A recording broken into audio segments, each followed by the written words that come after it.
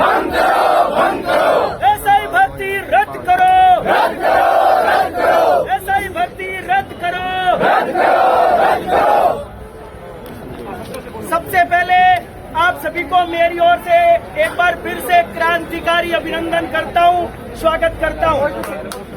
आप जिस प्रकार से पिछली 5 साल की जो सरकार कांग्रेस की रही, उसमें 17 पेपर फर्जीवाड़े के भेंट चढ़ गए, आउट हो गए थे। हजारों लाखों विद्यार्थी जो गांव के दूर दराज इलाके से आकर के शहर में पढ़ते हैं, उनके भविष्य को तार तार कर दिया गया। और इस सरकार ने हमसे वादा किया था, आप सबसे वादा किया था कि जब हमारी सरकार सत्ता में आएगी तो हम निश्चित तौर पर एसआई भर्ती को रद्द करेंगे, तमाम उन भर्तियों की हम जांच करेंगे। जब 1.5 साल बीत गया है, 1.5 साल बीतने के बाद भी इस भर्ती में आधे से ज्यादा फर्जी लोग, जिसमें से 100 से ज्यादा लोग तो अभी गिरफ्तार हो चुके हैं, जेल में पड़े हुए। अभी भी भर्ती रद्द नहीं होना, ये कतई न्याय हो ही नहीं सकता। हम चाहते हैं युवाओं के साथ न्याय हो, ये भर्ती रद्द होकर के। एक बात से आप सहमत हो कि नहीं हो, मेरी बात गौर से सुनना। आपके सामने यदि 100 क्वेश्चन अभी रखूं मैं और उनका उत्तर भी आपको बता दिया जाए, तो क्या 1 घंटे के बाद क्या वापस आपसे वो 100 क्वेश्चन पूछूं तो आप 50 क्वेश्चन के उत्तर दोगे कि नहीं दोगे? नहीं दोगे। अपने आप को ईमानदार बता रहे हैं। और उनका 2021 का जो एसआई का पेपर एसओजी ने दोबारा लिया, उनके 33% नंबर नहीं बने। ये और क्या हो सकता है बताओगे? कह रहे वो फर्जी है कि नहीं है? भर्ती एसआई रद्द होनी चाहिए कि नहीं होनी चाहिए? आरपीएससी भंग होनी चाहिए कि नहीं होनी चाहिए? सरकार से हम विशेष अनुरोध कर रहे हैं, आप इस भर्ती को रद्द करके दूर दराज के जो युवा यहाँ आते हैं उनको न्याय दीजिए। यदि ये भर्ती रद्द होती है तो आपको एक तगड़ी बात बताता हूँ, 859 पद तो वो है और 50% से ज्यादा पद और सृजित करके यदि फॉर्म री ओपन हो जाए तो कैसा लगेगा? ओपन हो जाए तो कैसा लगेगा? तमाम युवा जब तुम्हारे एग्जाम देंगे 5 साल की मजा आ जाएगा। बताओ ऐसा ही भर्ती रद्द होनी चाहिए कि नहीं होनी चाहिए? ऐसी भंग होनी चाहिए कि नहीं होनी चाहिए?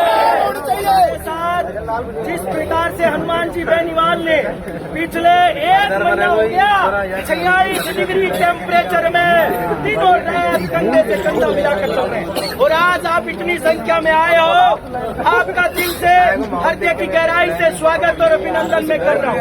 आप युवा है, शिक्षक वर्ग आपके साथ नहीं आया, आप समझो वो लोग आपका साथ नहीं दे रहे हैं। इसका मतलब उनके मन में कितना खोट है, कितना खोट है ना? तो इस प्रकार से अंत में यही कहूँगा, जो चीज आप भर्ती रद्द करो। मैं धन्यवाद देता हूँ संतोष जी को, जो लगातार हमारे साथ रहे। हमारे बीच में इस आंदोलन में बड़े मजबूत साथी सरवण चौधरी जी, जो ओसिया विधानसभा से आते हैं, और इन्होंने कोई एग्जाम नहीं दिया, इनको कोई मतलब नहीं है सही से, लेकिन पिछले 25 दिन से दिन रात शायद स्मारक पर पड़े भाई हमारे साथ। जोरदार तालियां।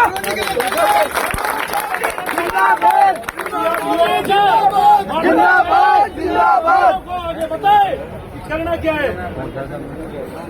मेरे नौजवान साथियों, ये संघर्ष समिति के लोग, जिनको मैं धन्यवाद ज्ञापित करूंगा कि ये भर्ती 2021 से लेके और 2025 तक इन लोगों ने कितनी यातनाएं सहन की। इसमें भाई मनोज मीणा, विकास विदुड़ी और लादूराम और वो जो एसआई पेपर के कुछ अभ्यर्थी जो आज संघर्ष में साथ हैं, जिनमें से आपके सामने अंशु भी खड़ी है और कुछ हमारे सामने खड़े अभ्यर्थी जिन्होंने दंश झेला इस भर्ती का। इन लोगों ने पढ़ाई के साथ साथ सरकार की वो तमाम यातनाएं झेली, चाहे लाठी खानी पड़ी, चाहे टंकी पे इनको दिन बिताने पड़े, साथियों इनको जेल जाना पड़ा, लेकिन ये पीछे नहीं हटे। ये किस लिए पीछे नहीं हटे? ये सिर्फ आप लोगों के भविष्य के लिए, आप लोगों के सपनों के लिए इन लोगों ने रोडों पे संघर्ष किया। साथियों, इन लोगों ने किरोड़ी लाल जी मीणा के साथ मजबूती से लड़ाई लड़ी, लेकिन कहीं न कहीं सरकार में बैठे लोगों ने किरोड़ी जी के गला घोटने का काम किया और बाबा ने खूब कोशिश की, लेकिन सफलता हासिल नहीं हुई। साथियों, ये संघर्ष समिति के लोग परेशान होकर राजस्थान के अंदर किसान जवान पीड़ित शोषित की आवाज हनुमान बेनीवाल जी से आह्वान किया, नेताजी हमारा साथ दो, हम पिछले कई सालों से परेशान हो गए, युवा आपको इंतजार कर रहा है कब हमें न्याय मिलेगा। नेताजी ने बोला, तुम तीनों मैदान छोड़ के मत भागना, मैं तुम्हारा कंधे से कंधा मिला के पूरा राजस्थान उमड़ेगा आपके साथ। साथियों, यह नेताजी ने साथ दिलाया। साथियों, जब कभी भी किसान कौम के बेटों के ऊपर, 36 कौम के लोगों के ऊपर शोषण हुआ, वह दुख तकलीफ में थे, तो सबसे पहले राजस्थान से कोई आगे आया, वो शख्सियत थी हनुमान बेनीवाल। मेरे भाइयों,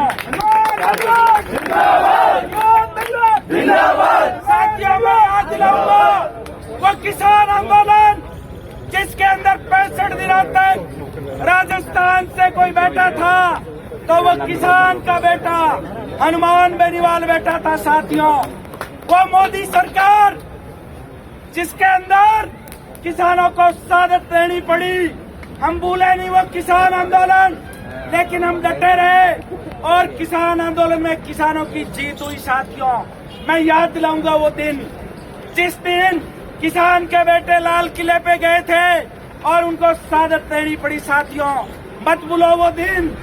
अब मैं कहना चाहूंगा युवा साथियों, बात आपके स्वाभिमान की है, आपके हक अधिकारों की है। पेपर माफिया इस प्रकार से राजस्थान के अंदर पनप चुके हैं और 1 करोड़ में पेपर बिके। साथियों, इससे बड़ी विडंबना क्या होगी। साथियों, मैं खान साहब का निवेदन करूंगा, वो आए इधर मंच पे। साथियों, जिस प्रकार से पेपर माफिया ने पेपर बेचने का काम किया और गरीब किसानों के बेटों के ऊपर अत्याचार किया, हम भूले नहीं है वो 1 करोड़ में भी चले गए।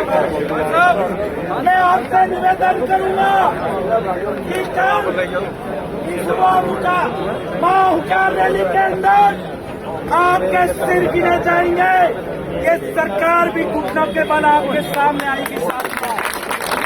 साथियों, आपके साथ देश की उत्तरी भारत की सबसे मजबूत आवाज हनुमान बेनीवाल आपके लिए सड़कों पे संघर्ष कर रहा है। साथियों, मैं विश्वास दिलाऊंगा आरपीएससी का पुनर्गठन होगा, पेपर माफिया सलाखों के पीछे होंगे।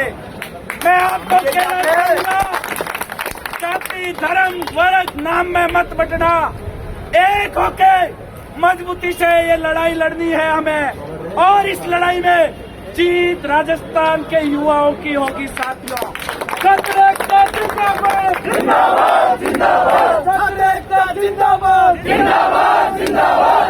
जब युवा बोला है, जब युवा बोला है, इंकलाब जिंदाबाद, इंकलाब जिंदाबाद, हनुमान बेनीवाल जिंदाबाद। मैं मेरी वाणी को विराम दूंगा, लेकिन कल शाम तक सिर्फ एक लड़ाके के आदेश और उसके अंगुली की दिशा को ध्यान रखना है।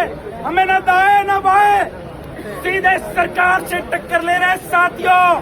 इसलिए मेरे नौजवान युवा साथियों से कहना चाहूंगा कि आपको किधर भी भटकने की जरूरत नहीं है, सिर्फ हनुमान के इशारे का इंतजार करना है। साथियों, मैं इतना ही कहकर मेरी वाणी को विराम दूंगा।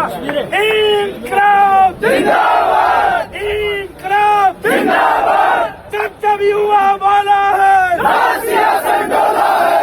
जब हनुमान बोला है, जब किरोड़ी बाबा बोला है, जय जवान, जय किसान, जय जवान, जय किसान, जय हिंद, जय भारत। हमारे बीच में हमारे बीच में बड़े मजबूत क्रांतिकारी साथी शोएब खान साहब है। हमेशा